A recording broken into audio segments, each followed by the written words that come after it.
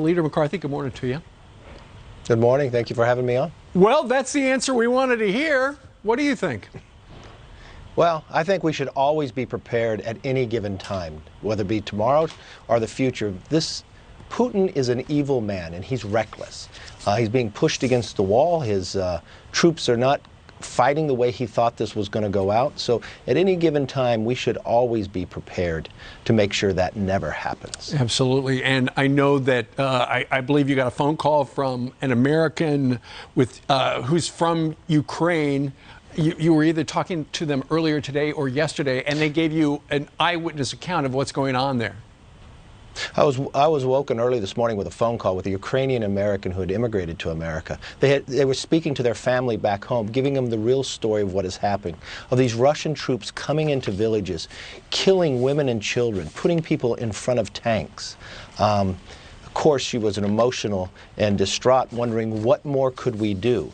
And the challenge that we have is, it's the actions that we could have done before from this administration that would make sure today wasn't happening. We could have supplied the weapons to Ukraine. They're not asking for American troops. They're just asking for the ability to fight. In this phone call, what they were hearing is ordinary Ukrainians were going out and fighting, but they had no weaponry. They were taking the knives from their kitchen and outgunned in this process, but they're fighting for their freedom. And we could have been the individuals that could have deterred this from ever happening. Leader McCarthy, we've heard stories about some of the oligarchs and billionaire pals of Putin. Now they're saying, hey, let's give peace a chance, and maybe this was a bad idea. That's because the United States and the world community is tightening the screws financially and in a bunch of ways to Russia. Had the sanctions been clearer before the invasion, maybe Mr. Putin would have thought twice. I think there are a number of things, if you watch history, that we could have done. How we pulled out of Afghanistan gave Putin a wrong impression. Having a meeting with President Biden and giving him Nord Stream 2 right off the bat was a wrong impression to go. If this is Putin, remember the way he thinks, everything in black and white as he moves forward.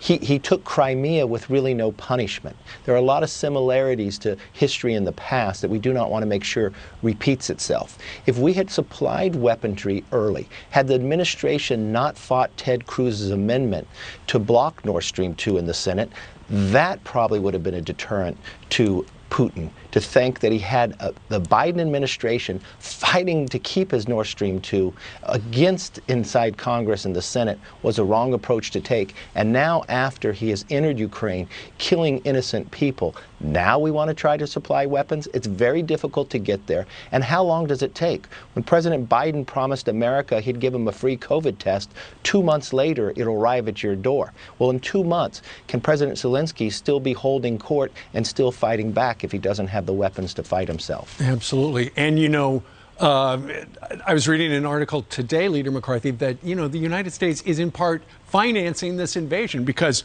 his war is costing Putin something like $15 billion a day, but the United States is buying $1 billion worth of Russian oil every day. Had the president not pulled the plug on things like the Keystone and thought more about energy rather than his far left progressive environmentalist base, you know, we might not be in this pickle. You're 100% correct, but we should take an action today. Republicans will put on the floor American energy independence against Russia.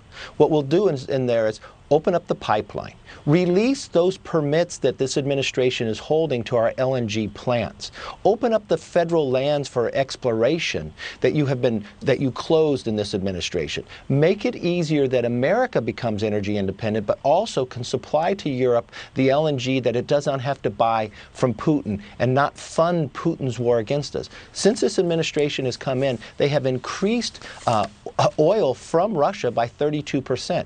And remember this, for everyone that's concerned with the environment like myself, American natural gas is 42% cleaner than Russian natural gas. So why shouldn't we be the individuals supplying it to the world?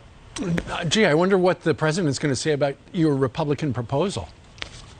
Well, let's watch how the Democrats vote today if they're really serious about doing something. No kidding. All right, Kim McCarthy joining us today from the D.C. area. Sir, thank you very much. Thank you.